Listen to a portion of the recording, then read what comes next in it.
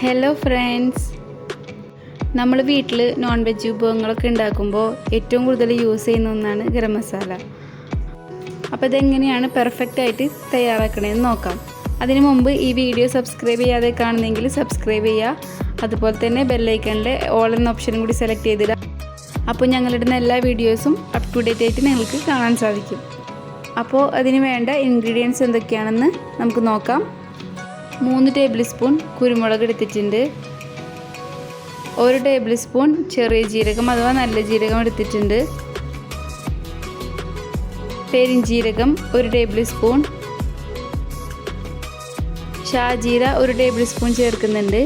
ഇത് ഹൈദരാബാദി ഡിഷസിലെ മെയിനായിട്ടുള്ളൊരു ഇൻഗ്രീഡിയൻ്റ് ആണ്.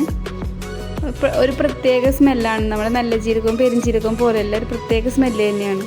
അതുപോലെ തന്നെ ഗ്രാമ്പ് 1 ടേബിൾ സ്പൂൺ എടുത്തിട്ടുണ്ട്. കറുവപ്പട്ട 5 ഇഞ്ച് നീളത്തിൽ എടുത്തിട്ടുണ്ട്. സ്റ്റാർ അനൈസും 1 ടേബിൾ സ്പൂൺ തന്നെയാണ് എടുത്തിരിക്കുന്നത്. ഇത് ജാതിക്കയുടെ കുരു തൊണ്ട് പൊളിച്ചാണ് നമ്മൾ യൂസ് ചെയ്യുന്നത്. ഇത് കാണിക്കാൻ വേണ്ടി എടുത്തതാണ്. ഏലക്ക 2 ടേബിൾ സ്പൂൺ എടുത്തിട്ടുണ്ട്. ഇത് കറുത്ത ഏലക്ക. ഇതും ഹൈദരാബാദി ഡിഷസിൽ കൂടുതൽ യൂസ് ചെയ്യുന്ന ഒന്നാണ്. ഇതൊരു 10-20 എടുത്തിരിക്കുന്നത്. ഇത് നമ്മുടെ സാധാ ഏലക്കയുടെ സ്മെല്ലൊന്നും ഇല്ലെങ്കിലും ടേസ്റ്റ് നന്നായിട്ട് നൽകും. അതുകൊണ്ട് തന്നെയാണ് ഈ ഗരം മസാല നമ്മൾ ഇതുകൂടി ചേർത്തിരിക്കുന്നത്. അതുപോലെ കുറച്ച് ജാതിപത്രി എടുത്തിട്ടുണ്ട്. കുറച്ച് മാത്രമേ എടുത്തിട്ടുള്ളൂ. ഒരു ലെമൺ മാത്രമേ എടുത്തിട്ടുള്ളൂ. അതൊന്ന് പൊട്ടിച്ച് വെച്ചിട്ടുണ്ട്. ഇതൊന്ന് കാണിച്ചു തരാൻ വേണ്ടി എടുത്തതാണ്. 1 മതി, കൂടുതൽ ഇട്ട് കഴിഞ്ഞാൽ അതിൻ്റെ ടേസ്റ്റ് മാറിപ്പോവും. അതുപോലെ 4 ബേ ലീഫും എടുത്തിട്ടുണ്ട്. ഇനി ഇതെല്ലാം നമുക്കൊന്ന് ചൂടാക്കിയെടുക്കണം. ഫ്ലെയിം ഏറ്റവും ലോയിലിട്ടിട്ടാണ് നമ്മളിതൊന്ന് ചൂടാക്കിയെടുക്കുന്നത്. ഇതിലെ എല്ലാ ഇൻഗ്രീഡിയൻസും സെപ്പറേറ്റ് ആയിട്ടാണ് നമ്മൾ ചൂടാക്കിയെടുക്കുന്നത്. കൂടുതൽ പേരും എല്ലാം ഒരുമിച്ചിട്ട് ചൂടാക്കി വെക്കും. അങ്ങനെ ചൂടാക്കി വെക്കുമ്പോൾ ഓരോ ഇൻഗ്രീഡിയൻസിൻ്റെയും വലിപ്പം ഡിഫറെൻ്റ് ആണ്. അപ്പോൾ അതനുസരിച്ച് മാത്രമേ അത് ചൂടാവുള്ളൂ. കുരുമുളകും ജീരകമൊക്കെ ഒരുമിച്ചിടുമ്പോൾ കുരുമുളക് പതുക്കെയാണത് ചൂടായി വരുള്ളൂ.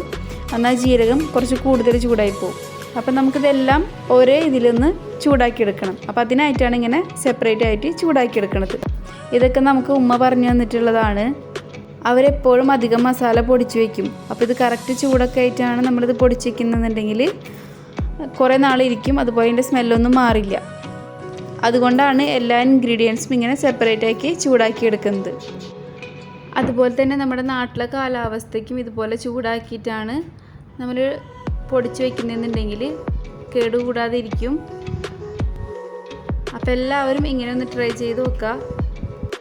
ഇത് ചൂടാക്കുമ്പോൾ ഇതിൻ്റെ സ്മെല്ലൊന്ന് പുറത്തേക്ക് വരും. അപ്പോൾ നമുക്കിതറിയാം, ഇതാ കറക്റ്റ് സ്റ്റേജിലാണ് ചൂടായി നിൽക്കുന്നത്. അപ്പോൾ നമുക്കിത് ഓരോന്നോരോന്ന് പാത്രത്തിലേക്ക് മാറ്റി വയ്ക്കാം. ഇപ്പോൾ ഇതിൽ കാണുന്ന പോലെ ഗ്രാമ്പും സ്റ്റാർ അനൈസും ഒരുമിച്ചിട്ടുണ്ട്. ഇത് ഏകദേശം ഒരേ വലുപ്പമാണല്ലോ. അപ്പോൾ അങ്ങനെയുള്ളത് അങ്ങനെ നമുക്ക് ചെയ്യാം. ഒരുമിച്ചിട്ട് ചൂടാക്കിയെടുക്കാം. അതിനൊന്നും കുഴപ്പമില്ല. ചിക്കനോ മട്ടനോ ബീഫോ അതുപോലെ വെജിറ്റബിൾ കുറുമയോ എന്തുണ്ടാക്കുമ്പോഴും നമ്മൾ ഈ ഒരു മസാല ഇട്ട് കൊടുക്കുകയാണെങ്കിൽ ഒരു പ്രത്യേക സ്മെല്ല് കൂടുതൽ കിട്ടും, ടേസ്റ്റും ഉണ്ടാവും. എല്ലാവരും അപ്പോൾ ഒന്ന് ട്രൈ ചെയ്ത് നോക്കണം കേട്ടോ. ഇപ്പം നമ്മൾ കാണിച്ച എല്ലാ ഇൻഗ്രീഡിയൻസും ഇതുപോലെ ചൂടാക്കിയെടുക്കുന്നുണ്ട്. ചൂടാക്കിയെടുത്തതിന് ശേഷം കുറച്ച് സമയം അത് ചൂടാറാൻ വെക്കണം. എന്നിട്ട് മാത്രമേ അത് പൊടിച്ചെടുക്കാൻ പാടുള്ളൂ. ചൂടോടുകൂടി പൊടിച്ചെടുക്കുന്നത് നല്ലതല്ല. അപ്പോൾ ചൂടാറിയതിന് ശേഷം പൊടിച്ചെടുക്കുക. അതുപോലെ ഇത് പൊടിച്ചെടുത്ത് കഴിഞ്ഞാൽ ചില്ലുകുപ്പിയിലിട്ട് സൂക്ഷിക്കുക. അപ്പോൾ ഇതിൻ്റെ സ്മെല്ലൊന്നും പോവില്ല. അതുപോലെ കുറേ പൊടിക്കുന്നുണ്ടെങ്കിൽ ഫ്രിഡ്ജിൽ സൂക്ഷിക്കാവുന്നതാണ്. അപ്പോൾ നമ്മുടെ ഗരം മസാല റെഡി ആയിട്ടുണ്ട്.